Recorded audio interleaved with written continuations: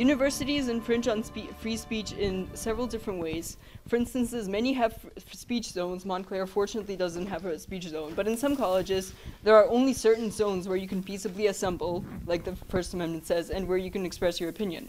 Universities often intrude on free speech in order to avoid offending people. This seems like a noble goal, but it is still unconstitutional. Rules that regulate free speech are illegal. They go against the Constitution, and universities that make speech codes like this are breaking the law, especially public universities. So colleges are supposed to be spaces for free discourse, but inadvertently they intrude on constitutional rights in the name of political correctness. And we don't think that's right. Montclair State has chosen time and time again to defend and side with sides that it agrees with, and to try and shun people who don't agree with them. And in our instance, Montclair has chosen time and time again to side with the authoritarian, violent left and shun the freedom-fighting libertarians and small government conservatives. Hello everyone, and welcome to tonight's edition of the Liberty Action TV show. I'm your host, Doreen Finkel, and we are actually at Montclair State University with members of the Young Americans for Liberty group. The speaker here tonight, his name was Peter Bonilla, and he was from FIRE, and the speech tonight was about speech codes on campus and how they can help and hurt a student. And with us here tonight are three students from Young Americans for Liberty group. We have Mike and Ksenia and Anthony. And how are you? Welcome to the show. Thank you. And can you tell me, we'll go to Mike first, okay? After listening to the speech tonight, what kind of things that you found were important? Things I found important were knowing just how many schools have the sort of red light codes that Peter was talking about, and how we can try to change those codes to make them better for free speech. And go ahead. I'd say that one important thing that I've learned is how pervasive the problem is about the censorship culture among the administration of colleges, and how important it is for groups like Young Americans for Liberty to fight for free speech, and how important it is for people to know about FIRE and that there is help out there for students who are struggling with speech codes. And Anthony. Yeah, I agree with everything they're saying, and like I was saying before, I think it helps to know that the problem isn't localized to us. This is it's a national problem, and we have to start somewhere. And just knowing that the overwhelming majority, 65, 67%, whatever it was, knowing that that many schools are red light for free speech zones, as I was saying, like increases the scale of grandiosity, and it makes you know that the problem is very real and that we have to start somewhere. And you guys are aware that Montclair State has FIRE has given you guys a yellow light ready, meaning that you have some cautionary things inside there. So I'm just curious, and we'll go to each one of you. What made you decide to join the Libertarian Club? Go to you first. For me, it was I would say more of the larger issues like war and things like that. But those shouldn't be you're going to put our civil liberties like free speech, below those in terms of how important they are, because it's through these liberties that we have that we can, be a more free and productive society. So that was really why I joined Young Americans for Liberty. For a while, even before I self-identified as a libertarian, I've known about several issues like bias in academia, the lack of free speech. Definitely the wars were kind of a big issue. But mostly, and I'm going to sound like a typical college libertarian, but I think it was Ron Paul's campaign that got me really started thinking about these issues. It got me researching about, fiscal conservatism and all these different ideas like pro-peace, like non-intervention, all that stuff, and he was really the starting point for me. For me, it was I guess a process. Back in high school, I was a lot more leftist, like everyone in high school. But then I read a lot more and learned that the left wasn't as peaceful as they said they were, and they weren't pretty much what they said they were. So I started reading a lot. I got into a lot of Ayn Rand, and I study philosophy here, so reading a lot of Nietzsche and then learning about people like Rothbard especially Ron Paul, getting young people involved. After I found out we had a Young Americans for Liberty here, I kind of felt welcome to know that there were, similar people to me. Okay, and I'd like to thank you three guys for appearing on our show tonight, and you guys are doing a good job. There are generally two types of speech present on college campuses. There's free speech, and then there's privileged speech. Privileged speech is the one that you're allowed to without getting in trouble with the administration. The former is what landed me in trouble with this administration here. They are against classical liberal values and freedom. They view the Constitution as amorphous, which is why they are chronically trying to change it and modify it in order to suit their own agenda. They don't want a free exchange of ideas and fair play. Instead, they simply want to indoctrinate and to dominate. Most current academic administrations are a result of this very brainchild. They view education as a perpetual laboratory for indoctrination into their way of thinking, and they are constantly coming up with new ways to try to correct pupils and remove any form of free thought, which is why we have political correctness. It is our individual responsibility as citizens of this great nation to learn and understand the Constitution and to guard it for future generations. So, has this ordeal taken a toll on you? No, I'm using it as a launching pad. Originally it was very stressful until Fire saved me. Since then, it's I feel very empowered. It's pretty cool. I'm not trying to ride it, but it's just it's cool that something like this, there was an injustice that was committed. I was losing sleep over this because this was going to affect my career. I work as a scientist and I really need my master's, and it was really crappy, getting 5 hours of sleep, and then this changed, and it was just wow. Because the administration said to me, they said, "You can't fight this," and I was like, "I'm gonna." They're like, "You can't. There's nothing you can do. I'm sorry." And I'm like, "Okay." So we throughout the year rate several hundred schools on the basis of their speech codes. We publish a report every winter, our Spotlight on Speech Codes report, where we rate the policies of around 400 schools throughout the country, public and private. And we give them one of three ratings on the basis of their free speech. Either a red light rating, which is the worst, which means that if you're a public university, you have a policy on your books that is clearly on its face as written in violation of the First Amendment rights of students. The next rating after that, one step better, is our yellow light rating, and this is what Montclair State University is rated by FIRE. And this means that their policies are not on their face unconstitutional. They don't, as written, violate the First Amendment, but that they may be vaguely written or slightly broadly written so that they could be open to unconstitutional abuse by administrators. And one step better from that, our best speech code rating is a green light rating, which means that that a university has no speech policies on its books that improperly or unconstitutionally intrude on its students' rights of free speech. Our last survey, 62% of universities got a red light rating, 32% got a yellow light rating. A little under 4% got a green light rating, and just a very, very small minority, about 2%, got a rating of not rated, and that is such a thing. And the reason that we have that kind of rating is that there are some universities out there that very clearly put other values above free speech and make clear to students that if you're gonna come and be a student at this institution, then you are going to play by our rules when it comes to what you think is free speech. And when universities are clear about that, and students are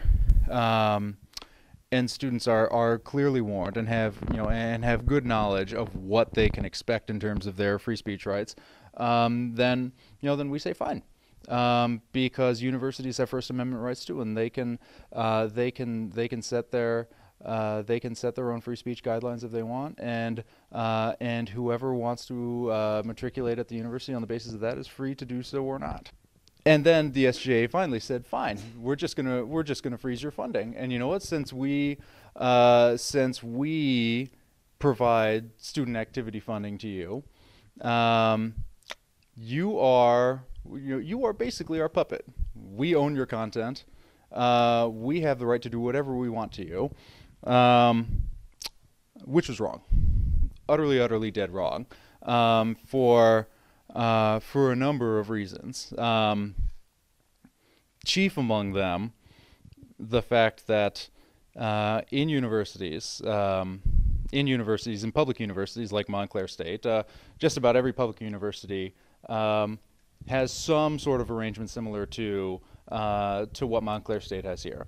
Every student is required to pay a certain amount of student activity fees money every semester or every year. Typically, the disbursement and management of these funds is placed in the hands of a student government, not the university administration. Universities are, students are generally required to pay this as part of their tuition bill, and the Supreme Court has ruled a number of times that that student organizations or that student governments that are tasked with distributing funds among student groups have to do so in a manner that's viewpoint neutral. I mean, they can't give out funds on the basis of what they like and what they don't like, and they can't retaliate against organizations whose activities displease them. They can't freeze the funding of newspapers who print critical columns of their internal operations. And with us here is Peter Bonnet, Associate Director of Individual Rights Defense Program, and a fellow, Joseph Aziz, who is a Montclair State University student, of whom Peter had defended recently. And let's go to you first. Joe, do you want to describe your case a little bit? All right, well, thank you for having me. Yes, it all started with hecklers that came on campus during an event our group had, YL, with Steve Lonigan, the former mayor of Pagoda. And he was heckled by two students. They were asked to leave. The next night, one of the students posted a video on YouTube entitled "Steve Lonigan is a Racist." I made a remark on a YouTube post commenting on her weight. It was taken down. She filed a complaint with the university. The university subsequently imposed a gag order saying that I had no right to speak about this on any social media. I did anyway, in private. That was reported. The university then moved to suspend me. Once the suspension was upheld, I contacted fire, and Peter came to my aid, and it was reversed. And in comes Mr. Bonilla here, who is the Associate Director of the Individual Rights Defense Program. Can you give us more specific on what you do, like, for example, how you got Joe off the hook here? Sure.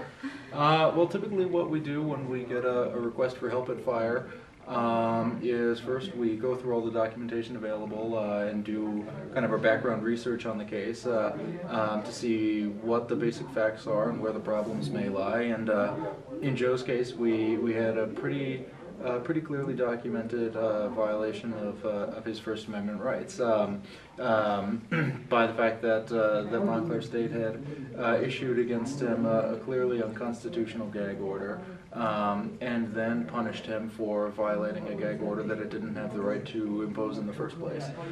So that was a pretty clear violation of his First Amendment rights to us, and on that basis we got involved, and when Montclair State didn't move quickly enough, we took the case public, and then they moved much more quickly after that. Once it was all over the evening news and in the Star Ledger. Right. They didn't want the bad publicity. No.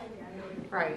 But let's go back to when he was reinstated. Okay, so he was reinstated rather quickly. You didn't miss any classes. I was reinstated at 5 p.m. the day I met Peter. On the dot. It was like 5:01, I believe, the email from the president. So I get the feeling that universities are afraid of fire a little bit. Well, we've been around almost going on 15 years. Our stature, I think, does grow a little bit every year. I think we do get more exposure. We are more and more a player on the national stage, I think. And more students are thinking of fire as a resource for when they're dealing with a possible violation of their First Amendment rights at their colleges. And I think also more universities are asking themselves, what would fire do? And are behaving more cautiously. Not enough, but we are seeing more and more of that universities are starting to behave maybe just a little bit better because they know that we're out there and that we'll be on them if they go too far over the line. And you mentioned you've been around for 15 years? We were founded in 1999, so we're in our 14th year now. Okay, so there must be a need. Prior to fire, who was there to help the student?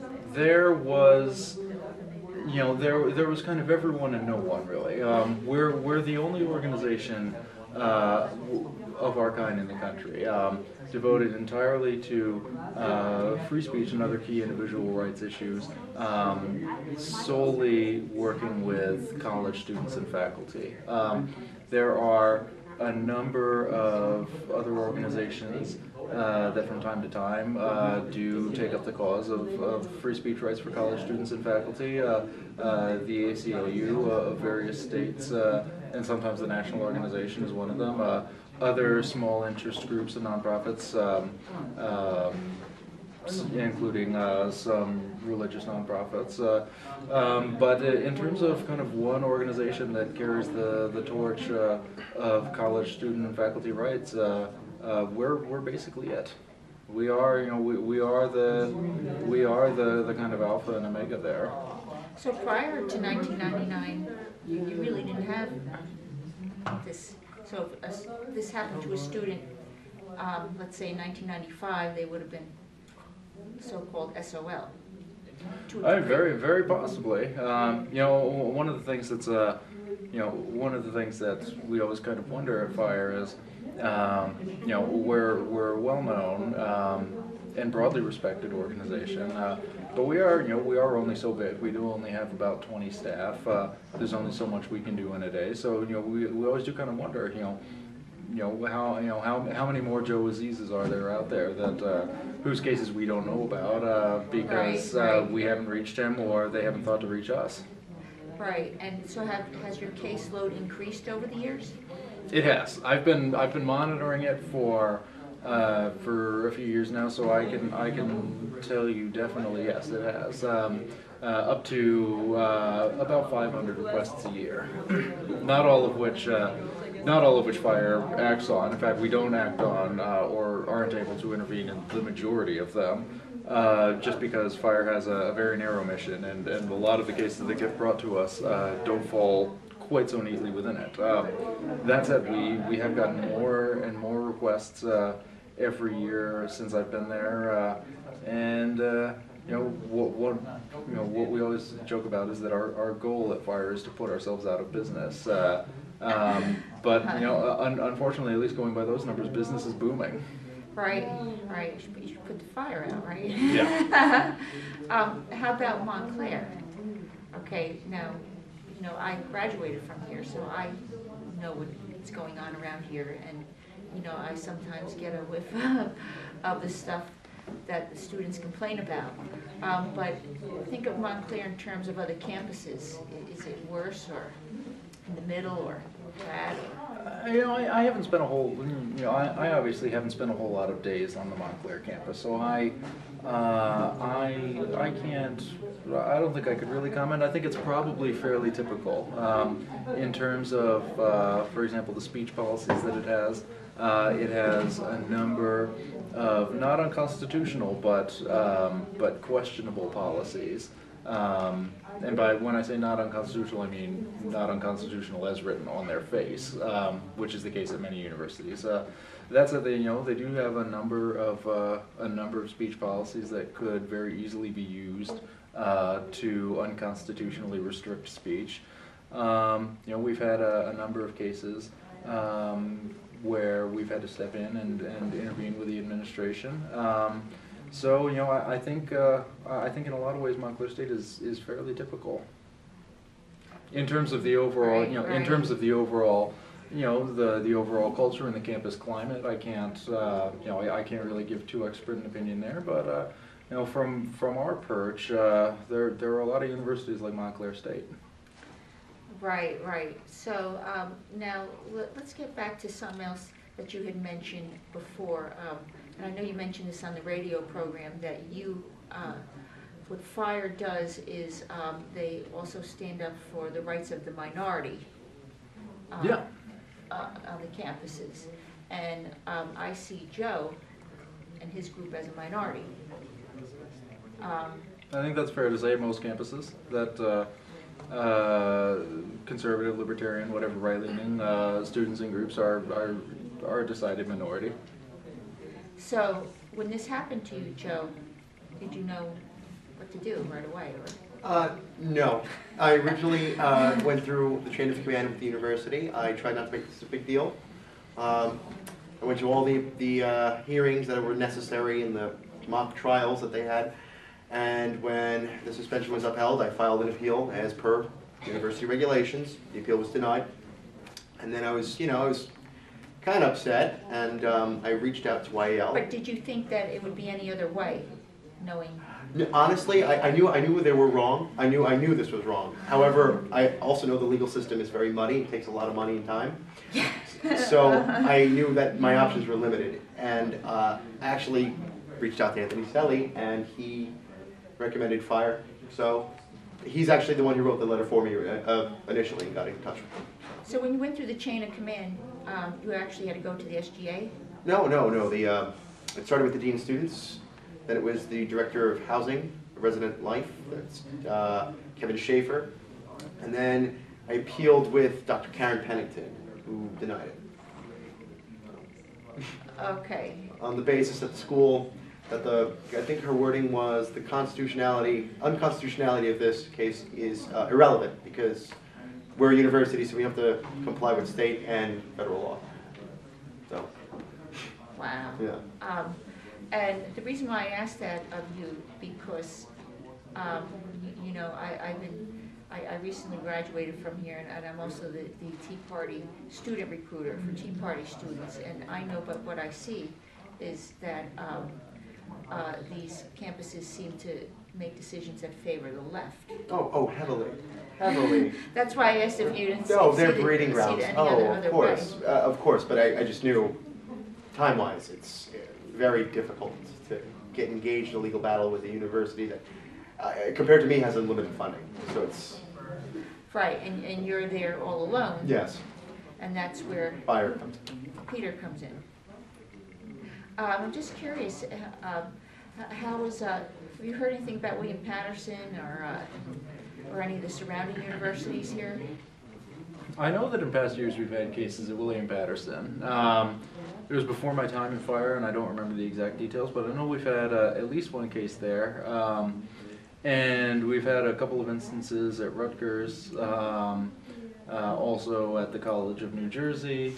So yeah, well, New Jersey is fairly on our radar. We've had our share of issues at New Jersey schools. Okay. I was just saying because, and I know we have a group at Rutgers, and it's a libertarian group there, and those guys are always mentioning stuff down there. But anyhow, let's get back to the other issue. Like you said, you pretty much stand up for minorities, but free speech would also sometimes include the left. Okay, like for example, the case with the SDS. That's not free speech, but sometimes the left will also write to you to take a case. Absolutely. And they kind of use it in their way also. Yeah, I mean, we've had, like I said on the program earlier this week, I don't see, I don't see our job so much as protecting the right from the left or the left from the right, but just making sure that wherever the political balance is, whichever direction the scales tip, that everyone is guaranteed their equal rights of free speech, and that the majority doesn't use its clout to shut out the minority because it feels it has a moral right to. So we've had over the years a lot of cases with more left-leaning students or groups and faculty, and we're every bit as happy to work with them, and we defend them every bit as fiercely as we would anyone else. But I think also a big part of what I've learned at FIRE is that quite a lot of the cases that we have are not really things that I would consider political in one dimension or another. Very, very often, some of our worst cases have happened simply when a student or faculty member offends the administration's sense of its own power. And there's a lot of muscle flexing for muscle flexing's sake, and it offended the bureaucracy. It woke the beast, and a lot of times it's not political at all. It is just a power dynamic that gets offended. I want to go to you for just a minute, and actually for any student, I know when you enroll in college, don't they give you a handbook that says what you can say on the campus and do on the campus? Students' code of conduct, yes. Okay, isn't that more or less the speech codes? Yes, but they're, as you said earlier, they're very broadly written. And they also, if used in the sense that they used to oppress me, they overstep their bounds, their legality based on the Constitution, and this is an appendage of the state. And as a result, the government, the school receives state, federal funding. It's not a private school. So they can legislate. I think the term I used when this initially came up, and the dean of students, Jerry Collins, had said to me, well, we wrote it down, so it's so. And I retorted, you could write down that in this code of conduct that the school has the power to annex NASA. Doesn't make it so. But do they make you sign that yes. book before you? So it's like an agreement you have with them. An agreement saying the school has the ability to overstep the United States Constitution. It's like saying I wrote it on a piece of paper, made you sign it, and said I have the power to tell you how to bury your grandparents or something. It makes no sense. They don't have the power. They want to, but they don't. Okay, 20 seconds, Joe. I'm going to go to you. Do you think the campuses are improving with the speech codes? For me? Where do you think? Yeah, where do you think they'll go in the future? I think the answer to that is generally speaking, yes. We've been doing our survey of speech codes around the country for several years now, and in that time, the number of universities, the proportion of universities getting our worst rating has gone from 75% to a little over 60%. So it's slow progress, and there's still way too many universities that do keep unconstitutional speech codes. But year by year, steadily and predictably, more of them are starting to learn their lesson. And I think that our years of documenting the speech codes around the country do give evidence of that. Joe, I'm going to give you 30 seconds. Sure. Now that you're back in campus, what is your major, by the way? Molecular bio. Okay, how many years do you have to do? My master's degree in January, God willing. What would you tell other students? About my case? Yes. If you learned anything? If you feel like it's wrong, fight. Do not let them tell you what to do. Okay. I'd like to thank everybody for watching this edition of the Liberty Action Network, and I'd like to thank our two guests for coming on, Peter Bonilla from FIRE and Joseph Azeed, Montclair State University Libertarian student.